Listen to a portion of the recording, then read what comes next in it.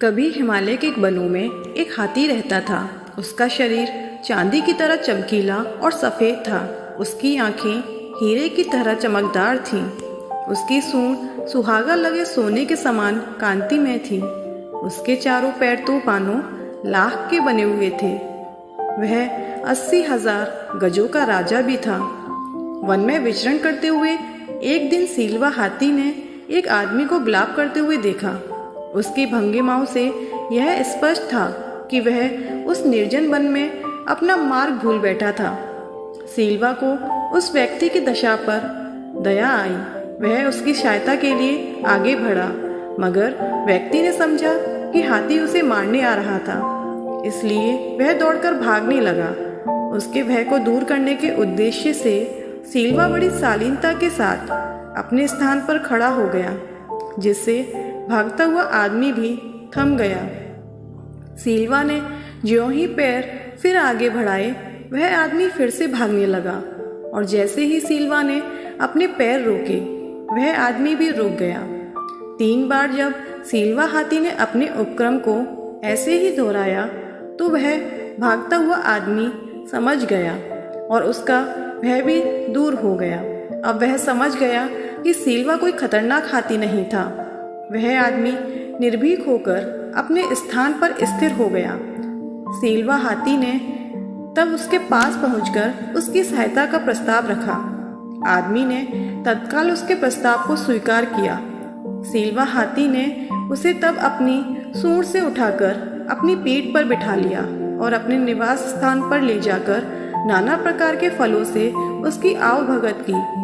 अंत में जब उस आदमी की भूख प्यास का निवारण हो गया, तो सीलवा ने उसे पुनः अपनी पीठ पर बिठाकर उस निर्जन वन के बाहर उसकी बस्ती के करीब लाकर छोड़ दिया। वह आदमी लोभी था। तत्काल ही वह एक शहर के बाजार में एक बड़े व्यापारी से हाथी के दांत का सौदा कराया।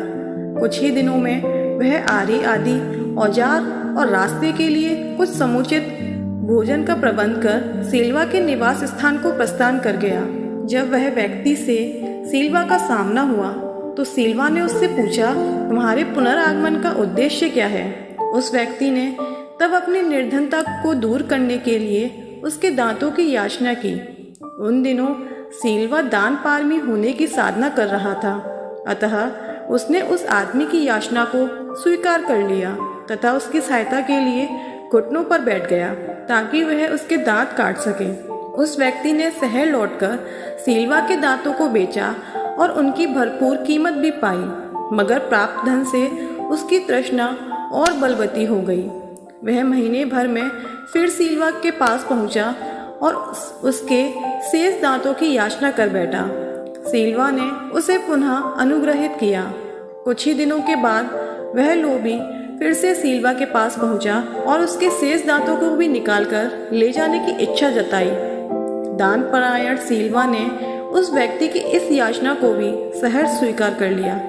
फिर क्या था, क्षण भर में वह आदमी सीलवा के मसूड़ों को काटकर छेद कर उसके सारे दांत मसूल समेत काटकर निकाल ले गया और अपने गंतव्य को तत्काल प्रस्थान कर गया। खून से लथपथ, दर्द से व्याकुल कर रहा था सीलवा हाथी फिर जीवित न रह सका और कुछ समय उपरांत उसने दम तोड़ दिया।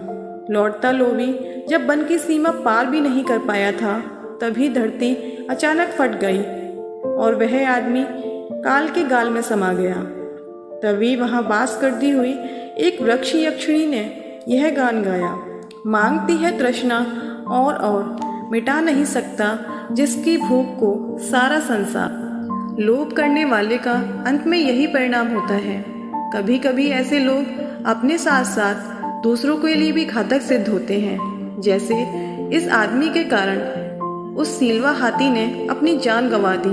तो दोस्तों, आपको ये कहानी कैसी लगी हमें कमेंट में ज़रूर बताएं। अगर आपको ये कहानी पसंद आई है तो इसे लाइक और शेयर करें और हमारे चैनल को सब्सक्राइब करें। धन्यवाद।